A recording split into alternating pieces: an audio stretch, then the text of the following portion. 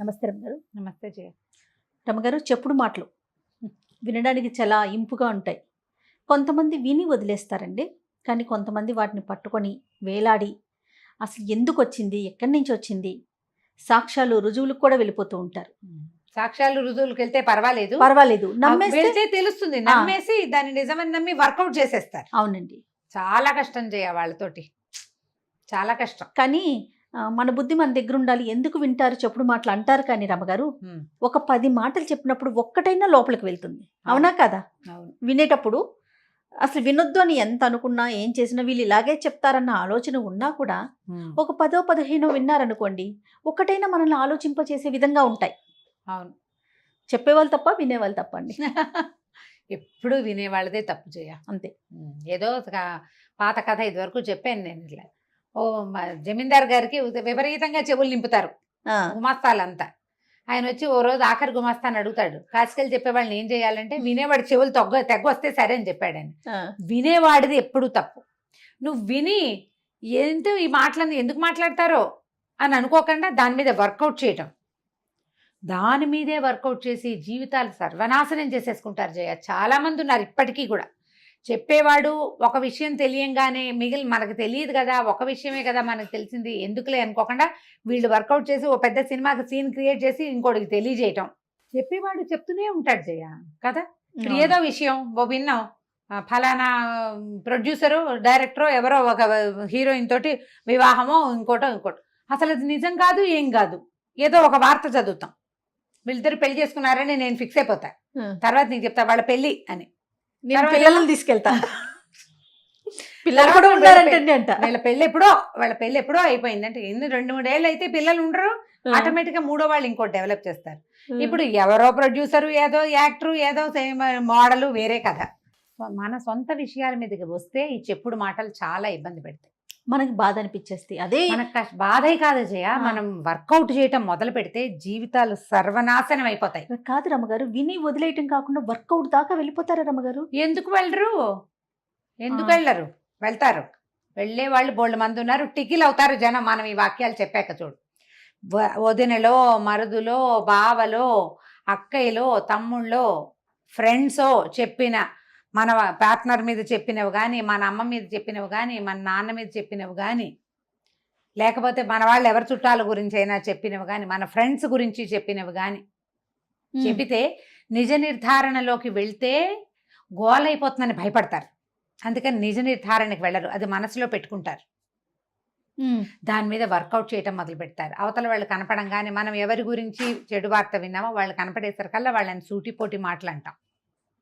కొంతమంది వాళ్ళని అవాయిడ్ చేసేస్తారు, మొహం తప్పించేస్తారు. అవును రమ్ గారు, వీళ్ళిద్దరు మన ఇద్దరు ఫ్రెండ్స్ లో ప్రాబ్లం రాగానే 3వ వాళ్ళు కూడా మనతో మాట్లాడడం మానేస్తారు. వీళ్ళు మాట్లాడనీకుండా చేసేస్తారు, ఏదో ఒకటి చేస్తారు. వాళ్ళు చెప్పిన మాట వినడం ఎంత తప్పు. చెప్పిన మాట అసలు వినకూడదు. నీ అంతటా నువ్వు తెలుసుకో నిజం. అది నువ్వు వాళ్ళు ఎంత స్పష్టమైన విషయం చెప్పినా సరే మనం సొంతంగా తెలుసుకోవాలి. లేదా అలా తెలిసిన విషయాల కోసము మన స్నేహాలు, మన సంబంధ బాంధవ్యాలు చెడగొట్టుకోకూడదు.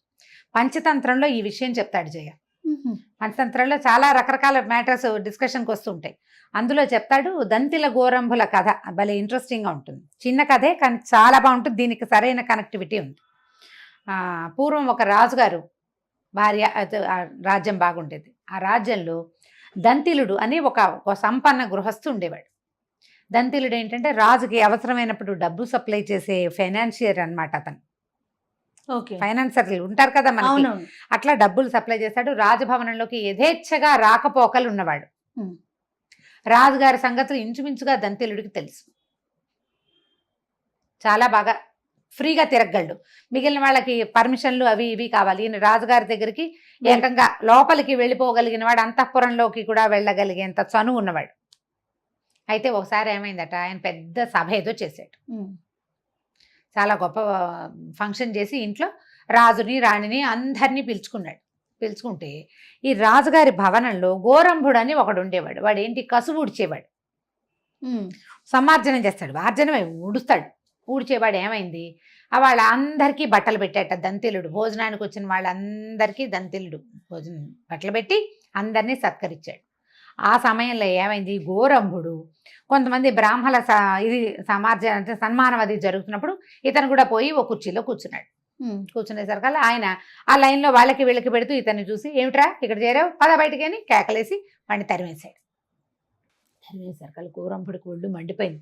అవురా, నా అంతటి వాడిని నేను ఉడిచేవాడిని అయితే ఏమిటి, నేను ఊడకపోతే అసలు ఇది శుభ్రంగా ఉంటుందా, నేను వెళ్ళి అక్కడ కూర్చుని నన్ను అవమానిస్తాడా, వీడికి ఇంత కొవ్వు ఎందుకు వచ్చింది, రాజుగారు యథేచ్ఛగా వీడికి ఇంట్లోకి వచ్చే అవకాశం ఇచ్చాడు కాబట్టి వీడికి ఇంత పొగరు, రాజు యొక్క సన్మానం వల్లే వీడికి గొప్ప వచ్చింది, రాజుకి వీడికి ఫ్రెండ్షిప్ గచ్చేద్దాం అనుకున్నాడు.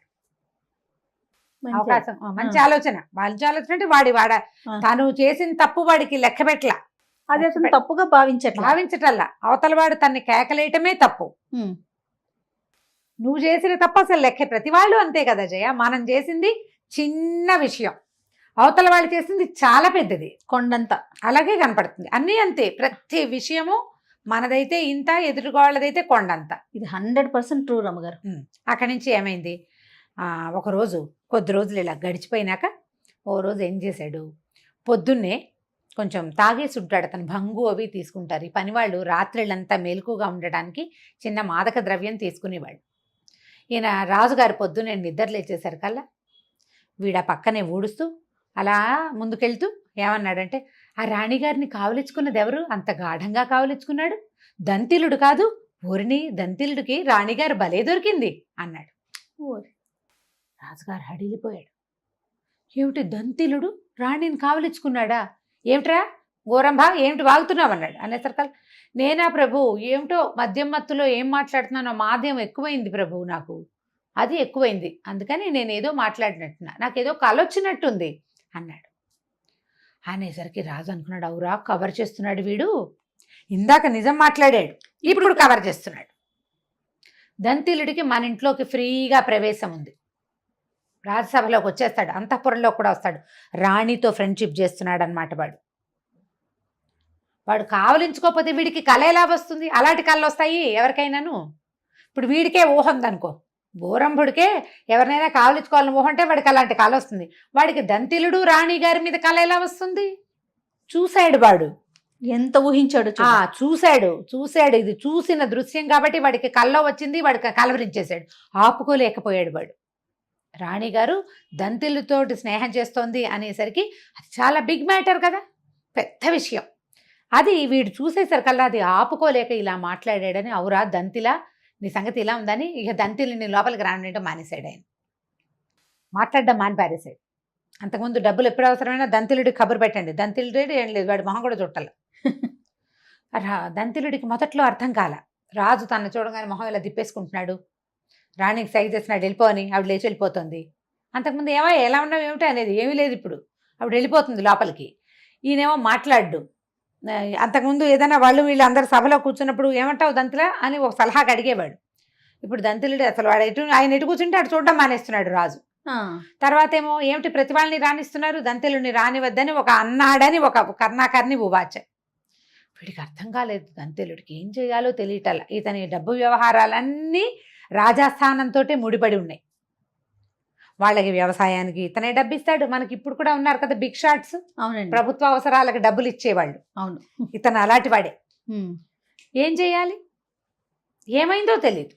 సరే ఏమైంది, ఒకరోజు ఈయన రాజ్యసభలోకి పర్మిషన్ తీసుకోవాల్సిన పరిస్థితి వచ్చింది, వెళ్ళటానికి రెవెన్యూ వ్యవహారాలు ఏవో చూడాలి రమ్మన్నారు.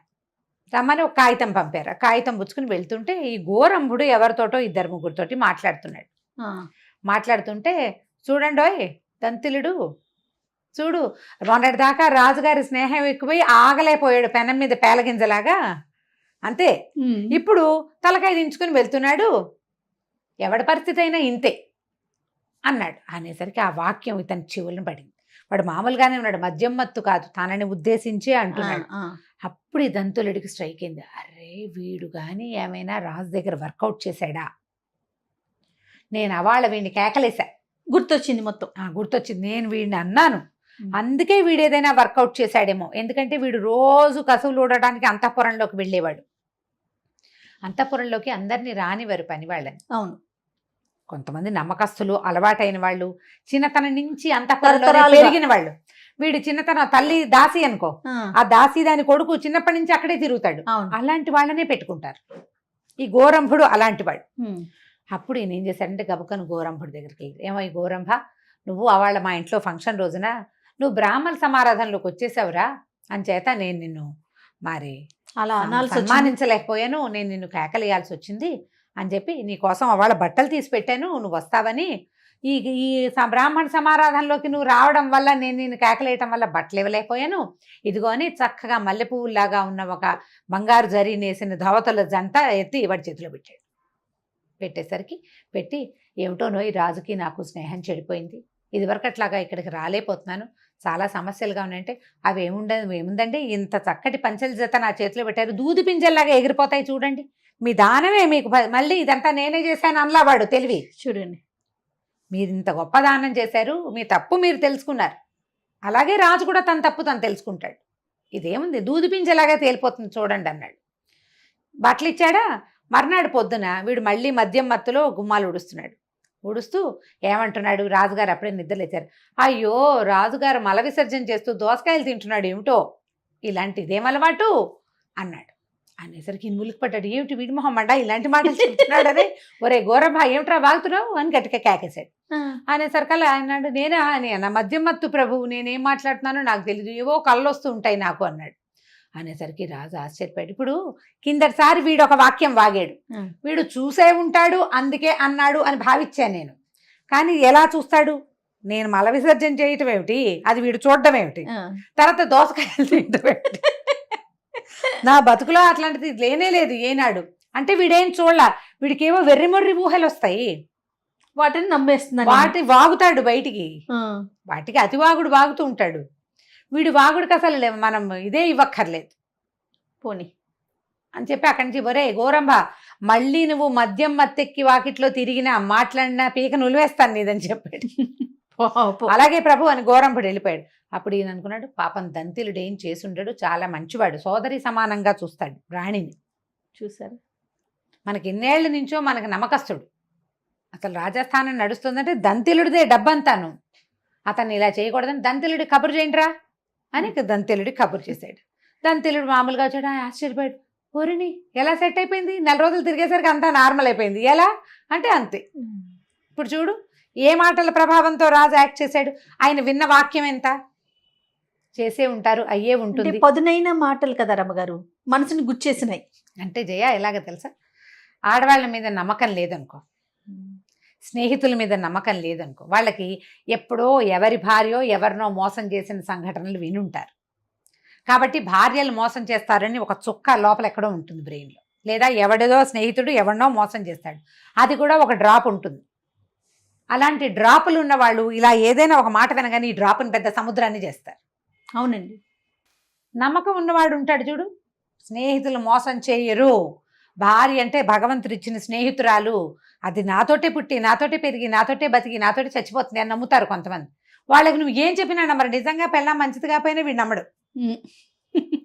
నమ్మడు. అవును, మనలో ఉంటాయి చెప్పుడు మాటలు, చెప్పే వాళ్ళది అసలు తప్పే కాదు, వినడమే తప్పు. వాళ్ళు ఏదో వాగుతారు, నోటి జిల అంతే, నాలుక ఉంటుంది, ఆ దురద తీట తీర్చుకోవడానికి వాగేస్తారు.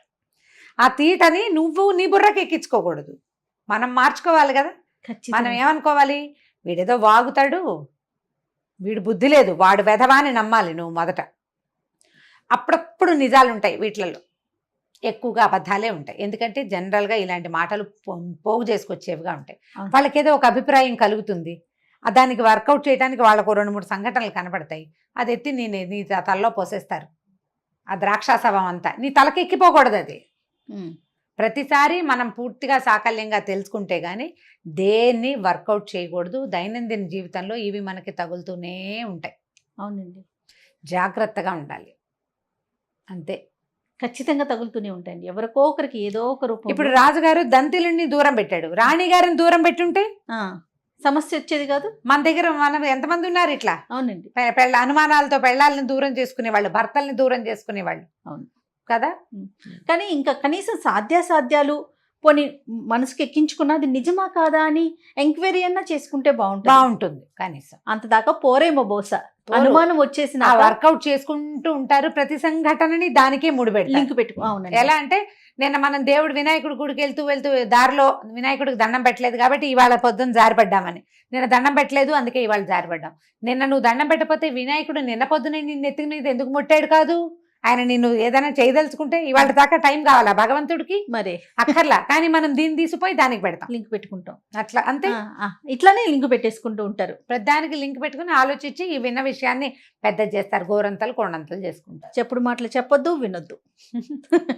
అంతే కదా రమ్మ గారు? అంతే. రైట్. నమస్తే అండి. నమస్తే.